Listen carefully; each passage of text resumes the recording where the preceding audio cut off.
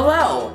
I've heard you've been waiting for me. I kept you waiting for a little bit longer than I expected, but I'm here now and I'm ready to entertain. I've heard that my brothers and sisters have been doing a pretty alright job, but they're not quite on my level of terror. They're down here, and I'm all the way off the screen. But this classic clown is ready to deliver you, yes you, with entertainment and terror straight to your little faces, YouTube. I can tell you're hungry, and I'm gonna give it to you. Yes, people, welcome to the finale of Clown Week. I've heard that many people are very low on funds in this time, and good thing for you that I provide very low costing food that doesn't break your bank account. You could say I'm McLovin' it. I see I've spotted a child.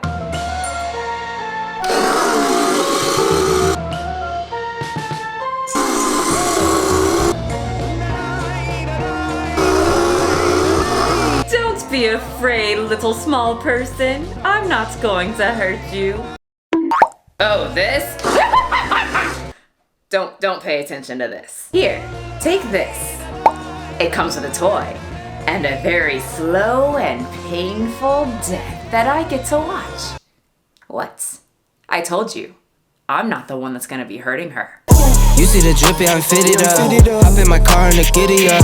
Secure the bag, yeah, I get the bus. Pick it up, pick it up, pick it up. This video is sponsored by me and my lifetime support group, where you get to stay in our very positive and nerdy group for life. You also receive a 12-week gym program along with a home workout routine. Also in the group, we do live Zoom sessions on most Saturdays where my clients look at me like this through the screen. If interested, hit the link below for more information. We would love to have. YouTube goes through trends. I mean, they even have a trending button, and many YouTubers' goals is to get that sweet spot on the trending page. A popular YouTuber will post a certain type of video and end up here. Then all the other YouTubers will follow, and boom, we have a trend. Vlog style videos were very popular. Hey guys, it's David. How do I even start this?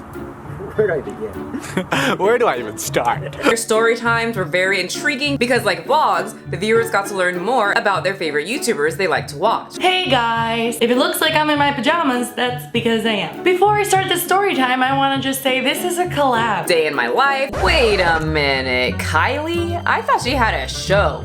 A show that shows her life like every day. Why are you on YouTube? 42 million views. Jesus. Drive-through taste tests, beauty tutorials, clothing hauls, reactions, collaborations, what I eat in a day are all very popular trends we have seen or still see on the wonderful website you're on right now called YouTube. It rolls in the weirdest, most disgusting, sloppiest, slish-sloshiness trend I've ever seen. Mukbangs. What is cracking to the you guys? I am back for another video.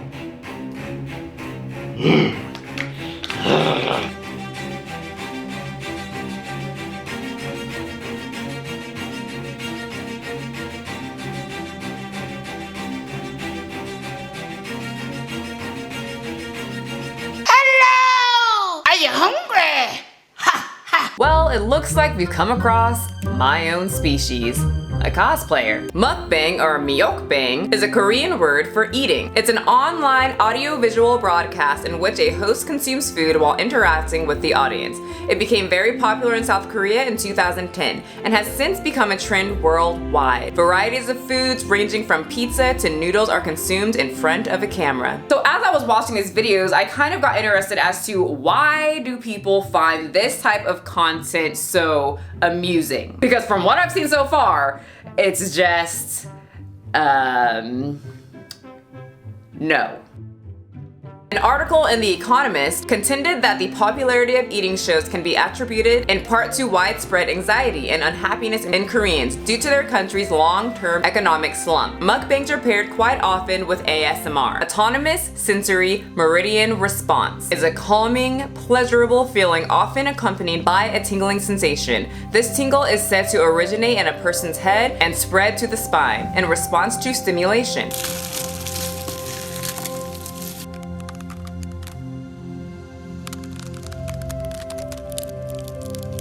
According to research from 2015, some people find experiencing ASMR helps relieve negative mood symptoms, including feelings of depression or stress. It also appears to help reduce chronic pain for some people. Another one is popping pimples. And I will not show you that because I find that just gross. Pimple popping can feel a great reduction in stress and anxiety. The buildup of tension while watching procedures such as lipoma, removal of blackheads extractions is instantly released when a pop occurs, which activates part of the brain that seek reward or stress reduction. And I completely get, well, I don't completely understand the whole thing because it makes me cringe when I hear mouth type noises, but there are certain sounds that do calm me or that I just find so just satisfying to see or hear, as in like slowly cutting a really cool looking cake or a chocolate object, and then they like slice it open and chocolate spills out. What do you expect? Ex-fat girl here. Of course, food calms me. And there was one mukbanger that really caught my eye that I wanted to talk about in this video, because whenever I go on TikTok or Instagram and I'm scrolling, I see her and I quickly scroll on past because gross. SSoyoung. This name, not even gonna try because I know I'm going to fail, is a South Korean YouTuber who combines ASMR and mukbang into satisfying videos. She has gained more than 3.6 million subscribers. Her most watched video, she is seen eating a live squid. As you can see, her early videos don't have many views, but then the Korean influencer found her niche. Her videos are very animated, wet, she gets slapped in the face a bit. This is a little weird. Amazing fresh shrimp beak fish. Eating sound, real sound, mukbang. So I watched a little bit, she kills the fish on camera. Amazing monster fish, blackmouth angler, eating sound, real sound, mukbang. Which included an epic battle scene.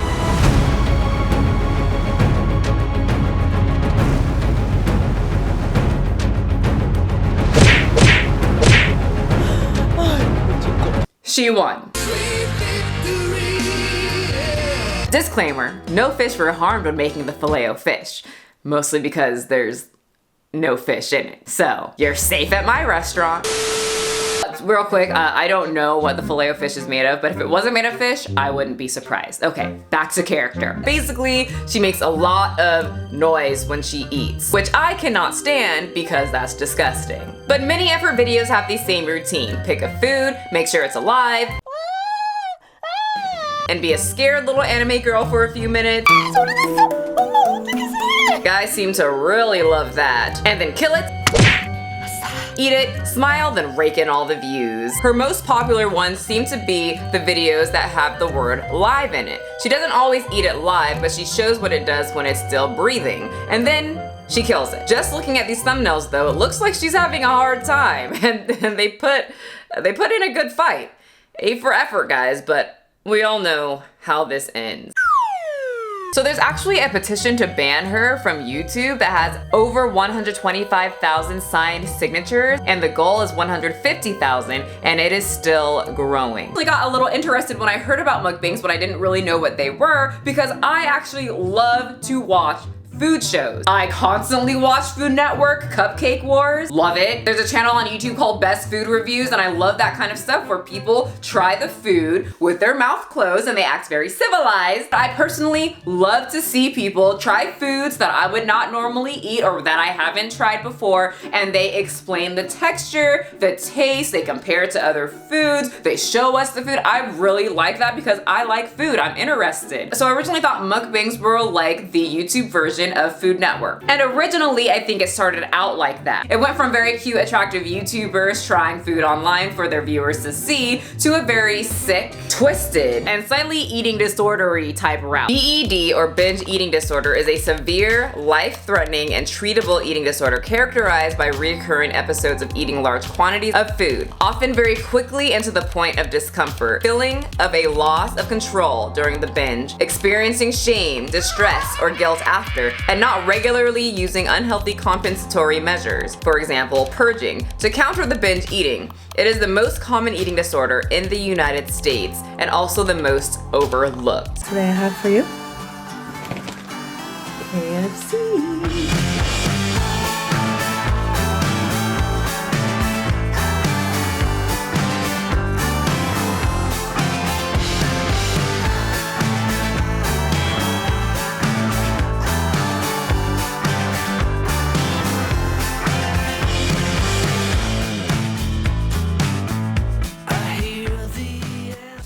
Now, I am someone who struggled with BED. I talk about it a lot on this channel. I make jokes about it, but I really did struggle very hard. You feel very trapped. You feel like this food controls you. When I would sleep, I would just dream of, like, I would really think that I had to go downstairs and eat that whole tub of peanut butter. I don't need just 1 tablespoon, I need the whole thing, because whatever's bothering me in my life, that peanut butter is gonna make it better, even though it usually just made everything worse. Someone that many of you probably think of when the term mukbang comes up is Niko Avocado. Hey guys, it's me, Nick Avocado.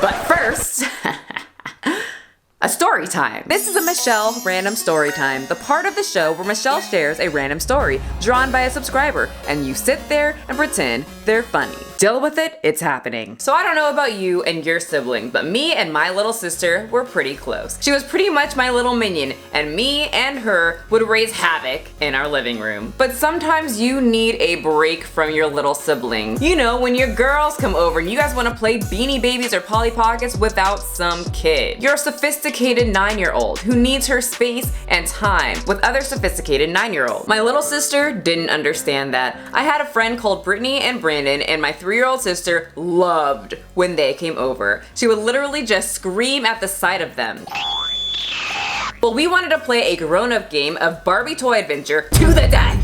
Don't worry about it. Simple game, only the strong Barbie survive. Let's do something fun. We'll all get facials. And I didn't feel like my sister being there, so I knew what I had to do. My friends came through, my sister screamed, of course, and I came downstairs like a sinister anime villain ready to eloquently annihilate the overly sensitive protagonist. Hey guys, let's tell Keisha a story. They looked a bit perplexed. I said, let's tell Keisha a story. Wink, wink. Oh, you mean the story. My sister pops her little head in. What story? Oh, just the story of the... Because that's what the victims say right before he gets them. I watched way too much SpongeBob as a kid. Anyway. But what does he do? He searches for little kids. Mostly little, how old are you again? 3-year-olds. What? What does he do with us? Well, he takes little kids' feet, especially the small ones. You see, he was born without them, and he doesn't like loud children that scream and run. So to stop that, he's known to just take your feet and come back to eat you whenever he feels like it, because it's an easy catch. Because they're footless. Well, then I see. I'll just run faster than him. He can't be that fast if he doesn't have feet. That's the problem, Keisha. He camouflages to his surroundings. His victims never see him. He has a 100% foot-taking rate. But you guys have small feet too. He'll take yours. We all won't have our feet. He all looks down at our feet. Huh. She was right, they are pretty small. But there was a slight difference between our feet and my sister's feet. So I turned to her and said, but Keisha, look, we're all wearing socks. And you're not. Oh God, he's coming! My sister poops out the highest pitched scream I have ever heard and sprints up the stairs. I hear her drawers opening and closing frantically. She finally runs back down wearing brown Scooby-Doo socks and let out a sigh of relief on her face that whatever monster I called it didn't rip off her feet and come back later and eat her whole body. So I looked her straight into her 3-year-old eyes and said, Keisha, your skin, it's brown. Yeah, and? Well, the socks, they're also brown. He won't know the difference. She was horrified. She started going through hysterics and she freaking ran to my mom. What type of 3-year-old runs to their mommy? Anyway, we had to play Beanie Babies with my sister. That was the last time my sister ever believed any of my stories because my mom said that I was being stupid and I was a liar. So that was rude. My mom ruined that fun for me. Anyway, fun fact, I don't want kids, but I'm waiting for my friends to have them so I can be the weird aunt that sits my pug on my lap and tells them my odd tales. Hey guys, this story time was drawn by an amazing subscriber. Her YouTube is new, but she will be posting about the history of animation along with crafts and whatever else her little artist heart desires. Please tell her thank you, and we very much appreciate her drawing for the channel. Nicholas Perry, known as Niko Avocado, has over 1 million subscribers and gains the following by posting extreme eating vlog style videos. As you can see, his before and after pictures are astonishing. Nicholas started attaining more attention because YouTubers started accusing him of having a manipulative and very abusive personality during collaborations. Nick's irrational behavior during his response videos made many watchers a little perplexed and question his mental health. And fun fact, binging or eating too much food at one time can affect you mentally and physically in the short and long term. And I'm too fat for my seatbelt. So what exactly happens to your body when you overeat on junk food? Well, according to Dr. Amy, and her last name that I'm not going to say, it hits you right in the sweet spot, your brain. Junk food can make us high. When we eat junk food, the reward circuits within our brains activate and release the chemical dopamine. Our brains can become overwhelmed by the pleasure from these rewarding foods, and in response, the brain adapts and makes more receptors for dopamine. This means a greater amount of junk food is needed to get that same kick, making us eat more and more and more. In the same way that an addict develops a tolerance to drugs, junk food can inflame your brain. This is called neuroinflammation, and it sets off a self-perpetuating series of events leading to more inflammation that can damage brain cells called neurons. Australian researchers recently showed that as little as 5 days on a diet of sugary drinks, cakes, and cookies cause increased levels of inflammation in the hippocampus. People with damage to the hippocampus report being hungry all the time. Junk food reduces the generation of new neurons. The birth of new neurons happens throughout life in the hippocampus. These new neurons have high levels of neuroplasticity. Reduction in the population of young neurons have been related to mental health disorders, including depression, which brings us back to the notion of self-perpetuating cycles. Junk food can make us feel pleasure when we are sad, so we eat more, which makes us sadder.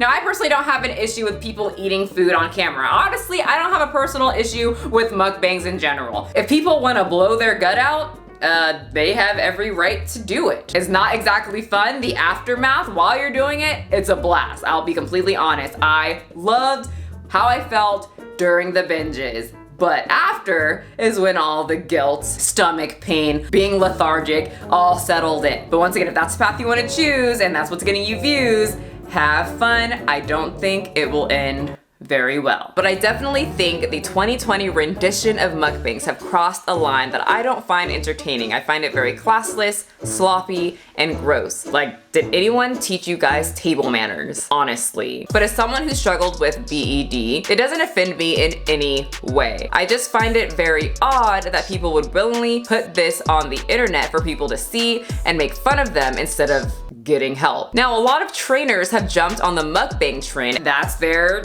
free will to do so. I personally think that they completely had a chance to show people that you can still eat junk food, being fit, but you just do it in a certain way. I'm personally not a person that believes in cutting out everything. I think that moderation is the biggest key out there. And I think it's kind of sad that a lot of these trainers didn't take the opportunity to show people that, look, I can eat junk food, but I'm going to eat it in moderation. I'm gonna weigh it out, I'm gonna have a serving size, this is how many calories are in it, and I'm good to go. I don't think that anybody on this planet needs to eat 10,000 calories in a day. You don't need all that food. Niko Avocado doesn't need all that food, and Trisha Paytas surely does not need all of that food. And since nobody is doing it the way that I wanna see it be done, I guess you'll have to tune in next time for when this channel has their first mukbang. Oh, am I clickbaiting you? Am I lying? Am I stretching the truth? Do I have you at the edge of your seat? Well, I guess you're gonna have to find out next time. Don't worry, I'll be back on this channel. I'm never going away.